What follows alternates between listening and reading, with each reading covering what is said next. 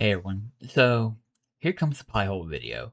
Now let me preface this by saying usually when you set up Piehole, you're going to put the Piehole device as a static IP in your router, and then in your LAN settings for DNS, point your DNS to your Piehole device. What I'm going to do now is set this up in this VM locally in a Docker, and then I'm going to change the system resolver to point to the local machine so it points to the Pi. So just keep in mind, I'm basically doing a loopback, which is not great. But without further ado, let's go ahead and start getting Pi-hole set up. So we're at the Docker Hub and we're at Pi-hole.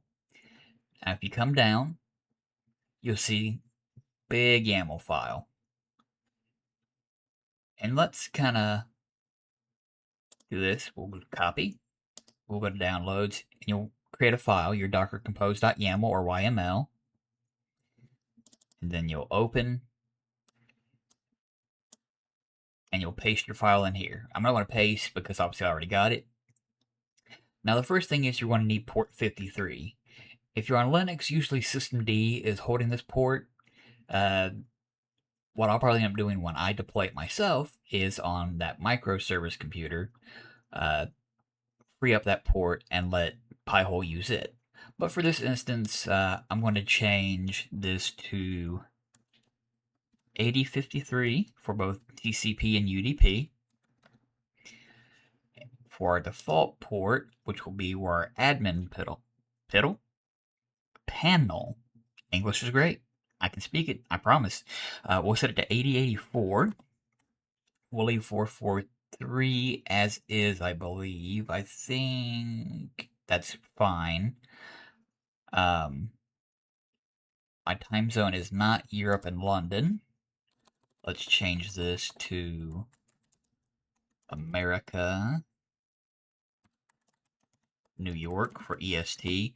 Now you'll change it to fit your needs, obviously. This is where I was editing earlier, but I did not reset the default password. I just made the password Pi-hole. You'll definitely want to set your own password. Just be sure to do that. You want to listen on all modes for your DNS. I already set up my path, which is to my home directory where I store this Docker folder and the data folder. And I'll show you that right now. You'll see Pi-hole, data, blank. I've removed everything. And we should be good to run this. So if we, I don't know, did I need 8443?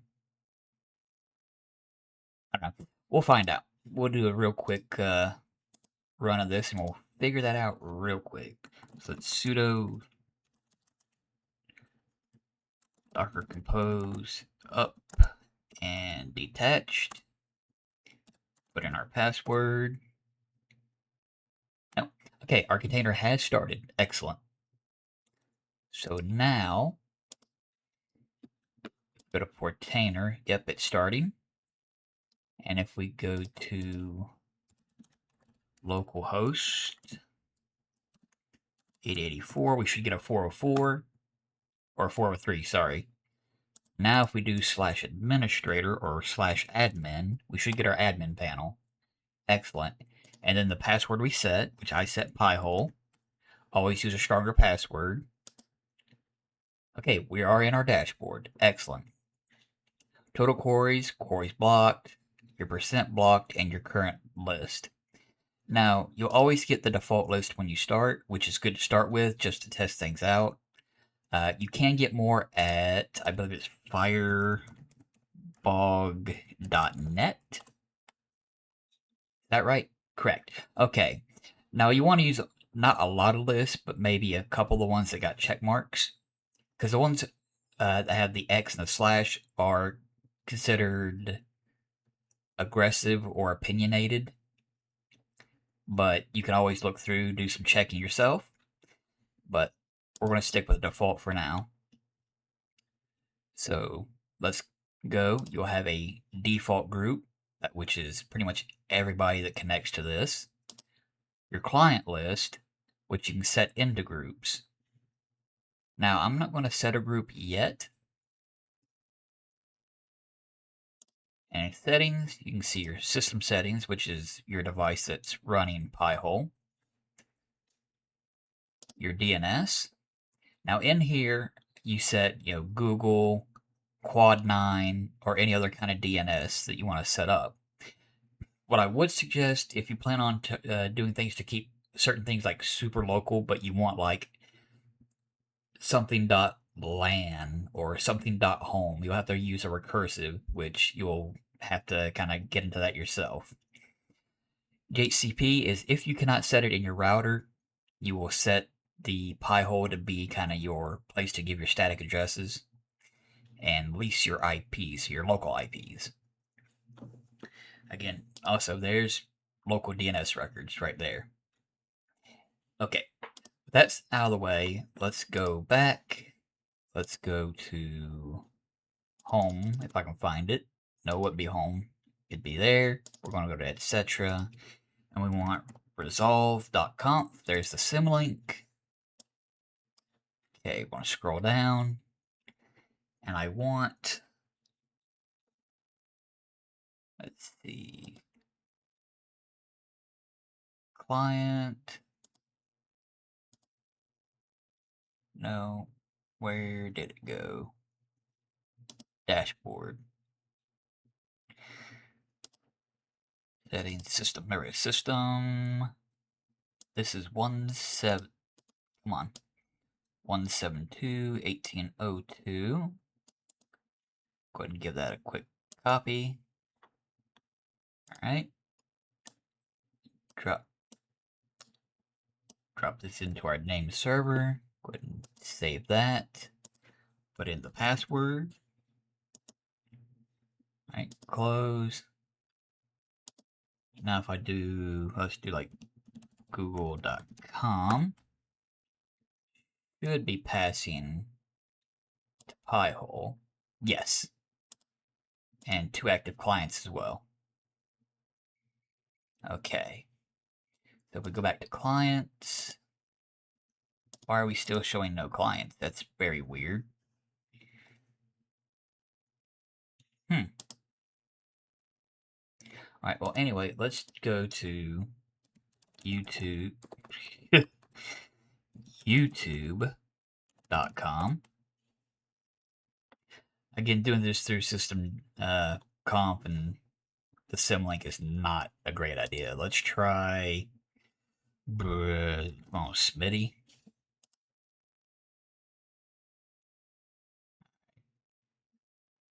Let's click on a video. Let's mute it though. We're going to hit play. You can see our DNS is blocking a lot of ads. Go ahead and skip that. And there's Smitty right there. Let's go back to our Pi-hole and see what happened. I think we need to refresh Pi-hole.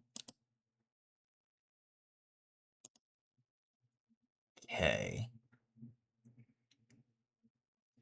Huh. Oh, there we go. There we go. Add. I don't know why it wasn't added a second ago. We'll add that. Go back to dashboard. Okay. Yeah, we can see our activity now. A record for IPv4, IPv6. PTR, I'm not sure what kind of request that is. Here's the domains that were permitted. Here's our clients that are actually making the request. And I think we are actually good to go now. Let's try this again. Let's go to, I know it's best of 2023. Keep that muted. We'll hit play, play. And looks like it's doing what it needs to do. And I'm losing my voice. Yes, okay. Go ahead and close that. Yep, there were 8 queries. Let's go back down. Yep, more queries were blocked. We're good. Still telling us what kind of query type it was. The upstream. Okay. So if we go back here, we can see what things are connected to. There's the loopback, there's our fake Ethernet. When we're seeing the number of our queries, these are going to kind of play off each other since it's a local host instance. But everything is doing good. So here's the query log now that we got it set up right and pointing to our device. You can see some of the queries that were made. Like these were databases. This was a download attempt. Database. And another forward. Okay. So things are doing what they're supposed to be doing. But say no, I don't want to disable blocking. Where was domains? Here we are. Now say I wanted to add a domain to block, right? Let's do, just for the fun of it, we'll do youtube.com. Comment. It's YouTube. We'll put that in default, which means it goes for everybody. So let's add the domain. It should be blocked. Alright. I don't remember if you have to close and reopen because of cached, how browsers cache things. But let's try youtube.com.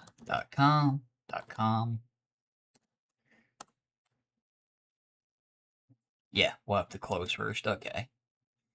Let's go ahead and close that. And then we'll reopen. Alright. Then youtube.com. And, oh, what do you know? YouTube's missing. That's crazy. Huh. Well, to fix that, we'll go back to our local host.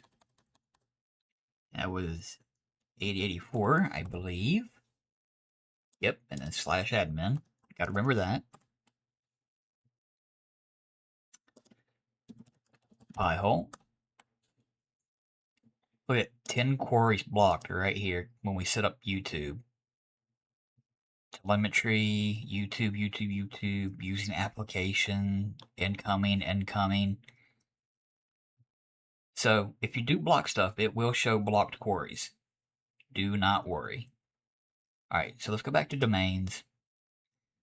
We have YouTube blocked. We're going to delete this entry. I think like last time we'll have to reopen, but let's see. Yeah. So let's close these. We'll reopen. And now, if we go to youtube.com, we should be greeted by the non-signed in page. Excellent. So there we go. We got Pi-hole going.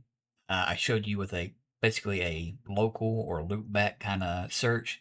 You will want to set this up in your router with its own IP for that machine or that container, and do it that way rather than looking back. It'll just be a lot better because it'll be network wide. You won't have to go in and use the DNS mask or host file on every single thing you use: phone, TV, computers, and the like.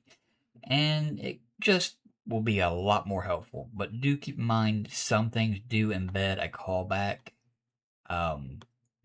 Like say you have a smart TV or whatnot, and I don't know if it's still a thing, like Netflix or Hulu would do an embedded like ad call back to home, and it would mess things up. That's something to keep a lookout for. As always, hope it helped. Hope you got something out of this, and I'll see you guys next Tuesday. Take it easy now.